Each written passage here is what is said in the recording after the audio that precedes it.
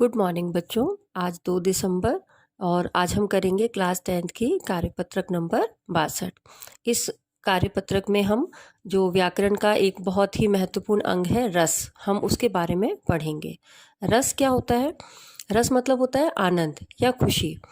तो काव्य या साहित्य को पढ़ने या सुनने से जो उत्पन्न होने वाले आनंद की अनुभूति है उसे ही हम रस कहते हैं। यानी कि जब हम काव्य या साहित्य किसी को भी पढ़ते या सुनते हैं तो उससे जो हमें आनंद प्राप्त होता है उसे हम रस कहते हैं। रस के 4 अंग होते हैं: स्थायी भाव, विभाव, अनुभाव और संचारी भाव। अब हम इनके बारे में विस्तार से पढ़ेंगे। स्थायी भाव क्या होते हैं कि ये वे भाव हैं जो हमारे मन में स्थायी रूप से स्थापित हो जाते हैं, यानी कि उनको किसी और भाव के द्वारा नष्ट नहीं किया जा सकता।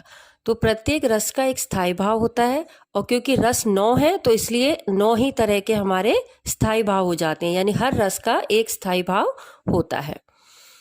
इसका दूसरा जो अंग है रस का वो है विभाव। स्थायी भावों के उद्बोधक कारक को विभाव कहते हैं, यानी जिसकी वजह से ये स्थायी भाव उत्पन्न होते हैं उन्हें हम विभाव कहते हैं। अब ये जो विभाव है इसके भी दो प्रकार के होते हैं विभाव: आलंबन विभाव और उद्दीपन विभाव। आलंबन विभाव मतलब जिसका सहारा लेकर स्थायी भाव जागृत होते हैं उन्हें हम आलंबन विभाव कहते हैं। और उद्दीपन विभाव मतलब जिन परिस्थितियों को देखकर स्थायी भाव उत्पन्न होते हैं उन्हें उद्दीपन विभाव कहते हैं। अब जो आलंबन विभाव होता है इसके 2 पक्ष होते हैं। आलंबन मतलब सहारा, यानी कि स्थायी भाव अगर जागृत हो रहे हैं तो एक तो जिसके मन में जागृत होंगे वो होता है, और एक जिसकी वजह से वो जागृत होती हैं, जिसके प्रति जागृत होते हैं। जैसे जिसके मन में भाव जगते हैं वो हो गया हमारा आश्रय आलंबन, और जिसके प्रति ये भाव जगते हैं वो हमारा हो जाता है विषय आलंबन। जैसे इसमें उदाहरण दिया हुआ है कि यदि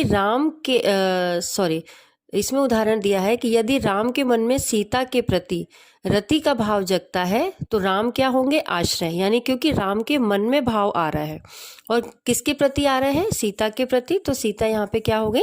विषय हो गई।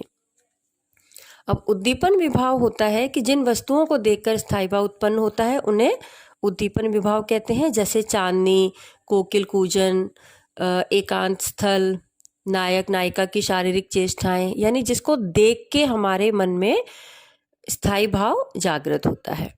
अब इसके जो प्रश्न उत्तर हैं ये सभी प्रश्न उत्तर बिल्कुल इसी वर्कशीट में से दिए गए हैं, तो हर प्रश्न का उत्तर ऊपर आपको मिल जाएगा। जैसे कि रस किसे कहते हैं, यानी कि काव्य या साहित्य को पढ़ने सुनने से उत्पन्न होने वाली आनंद की अनुभूति को रस कहते हैं। रस के 4 अंग कौन से होते हैं? हमने ऊपर पढ़ा था। रस के 4 अंग होते हैं: स्थायी भाव, विभाव, अनुभाव और संचारी भाव। स्थायी भाव की संख्या कितनी है? हमने ऊपर पढ़ा था। स्थायी भाव की संख्या 9 है, क्योंकि रस की संख्या भी 9 है। विभाव किसे कहा गया है और यह कितने प्रकार का होता है? तो विभाव क्या होता है? स्थायी भावों के उद्बोधक कारण को विभाव कहते हैं, और ये 2 प्रकार का होता है। कौन कौन से? आलंबन विभाव और उद्दीपन विभाव। 5वां प्रश्न है, आश्रय और विषय से आप क्या समझते हैं? जिसके मन में स्थायी भाव जागृत होता है वो हमारा क्या होता है? आश्रय आलंबन, और जिसके प्रति जागृत होता है वो क्या होता है? विषय आलंबन। तो एक इसमें गतिविधि यानी एक्टिविटी दी गई है कि रस के बारे में जानकारी एकत्रित करके उसके बारे में बातचीत कीजिए। ये एक्टिविटी है जो कि आप स्वयं से करेंगे।